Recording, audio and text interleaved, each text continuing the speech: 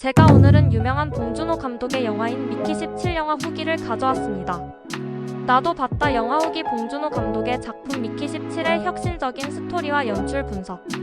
What's it feel like to die? 죽는 기분이 어때? 안녕하세요 영화 애호가 여러분. 오늘은 봉준호 감독의 최신작 미키 17에 대해 깊이 있게 이야기해보려 합니다. 영화는 개봉과 동시에 엄청난 화제를 모으며 전 세계 영화 팬들의 이목을 집중시키고 있는 중입니다. 현재 봉준호 감독의 독특한 연출과 깊이 있는 스토리로 많은 관객들의 마음을 사로잡고 있습니다. 어제 직접 관람한 후에 생생한 후기와 함께 영화의 전략적인 측면, 상세한 평가 등을 공유해보겠습니다. 미키 17의 혁신적인 스토리와 연출 분석. 봉준호 감독의 작품 세계와 미키 17의 위치. 어제 드디어 많은 이들이 기다려온 봉준호 감독의 신작 미키 17을 관람했습니다. 개봉 전부터 다양한 예고편과 티저로 기대감을 높였던 이 작품은 과연 어떤 모습을 보여주었을까요? 저는 개인적으로 SF 영화를 좋아합니다. 1인칭 시점의 영화는 더더욱 좋아합니다. 마치 본인의 일기를 읽어주듯이 말이죠. 영화를 보면서 많은 생각과 스스로 나 자신의 현 상황을 살펴보면서 다시 되돌아볼 수 있는 계기를 많이 발견할 수 있거든요. 영화에서는 관객들이 생각할 수 있도록 같은 명대사를 반복적으로 대화 속에서 질문을 던집니다. What's it feel like to die? 죽는 기분이 어때? 원작 소설 미키 7은 1인칭 시점으로 진행됩니다. 주인공 미키 반스의 시점에서 이야기가 전개되며 독자는 그의 생각과 감정을 직접 들을 수 있습니다. 봉준호 감독은 원작을 바탕으로 하지만 자신의 스타일에 맞게 각색하는 경우가 많기 때문에 영화에서는 3인칭 시점이나 다중 시점으로 변경될 가능성도 있습니다. 1. 영화 미키 17의 개요. 감독 봉준호. 장르 SF 드라마. 주연 로버트 패틴슨, 마크 러팔로, 토니 콜렛 등. 개봉일 2025년 2월 28일. 미키 17은 에드워드 애슈턴의 소설 미키 7을 원작으로 한 작품으로 인간 복제와 우주 개척을 소재로 한 SF 영화입니다. 봉준호 감독은 이 작품을 통해 인간 존재의 본질과 정체성에 대한 철학적인 질문을 던지고 있습니다. 주인공 미키는 위험한 임무를 수행하는 익스펜더블로 죽을 때마다 기억과 경험을 가진 채 새로운 육체로 재생성됩니다. 이러한 설정은 관객들에게 나는 누구인가라는 근본적인 질문을 던지며 영화의 깊이를 더합니다. 2. 영화 미키 17의 줄거리 소개.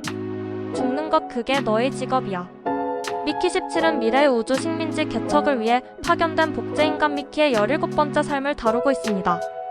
미키는 위험한 임무를 수행하며 매번 죽음을 맞이하지만 새로운 몸으로 다시 태어납니다. 그러나 17번째 부활에서 그는 자신의 존재와 인간성에 대한 깊은 의문을 품게 됩니다.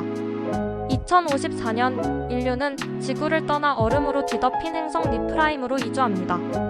이곳에서 미키 반스는 가장 위험한 임무를 수행하는 익스펜더블로서 죽을 때마다 새로운 육체로 재생성됩니다. 그러나 어느 날 이전의 미키가 완전히 소멸되지 않은 상태에서 새로운 미키가 생성되는 예기치 못한 상황이 발생합니다.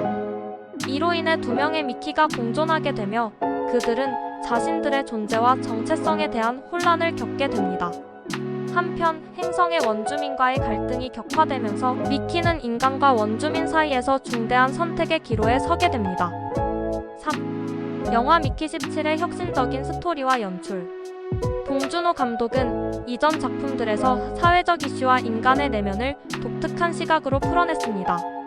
이번 미키 17에서도 인간 복제와 정체성, 그리고 생명의 윤리에 대한 깊이 있는 질문을 던집니다.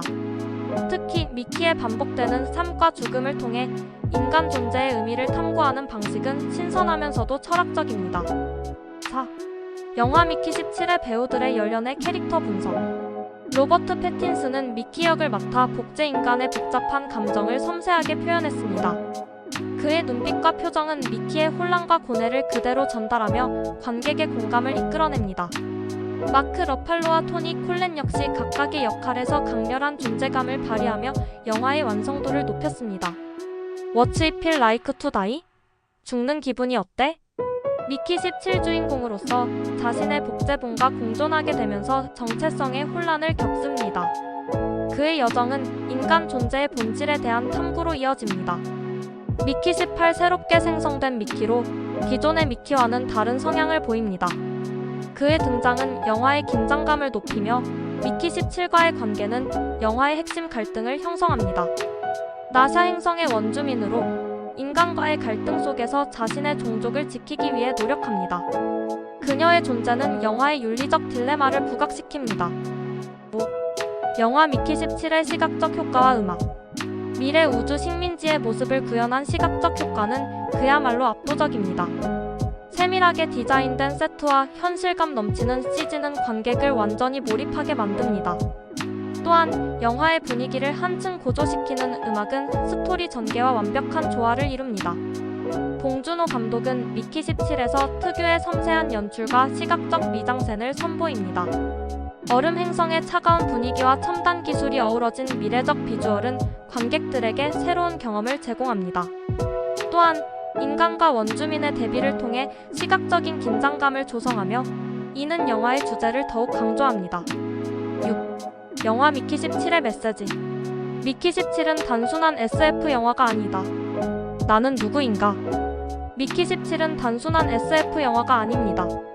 복제 인간의 시선을 통해 인간성, 생명, 그리고 윤리에 대한 깊은 성찰을 유도합니다. 특히 반복되는 삶 속에서 자신의 존재 의미를 찾으려는 미키의 여정은 관객들에게도 자기 자신을 돌아보게 만드는 힘이 있습니다. 미키 17은 인간 복제를 통해 정체성과 존재의 의미를 탐구합니다. 미키는 자신의 복제본과 마주하면서 나는 누구인가라는 질문에 직면하게 됩니다. 이는 관객들에게도 자신의 존재에 대해 생각해보게 만드는 철학적인 주제입니다. 또한 영화는 인간과 원주민의 갈등을 통해 식민주의와 타자화에 대한 비판을 담고 있습니다.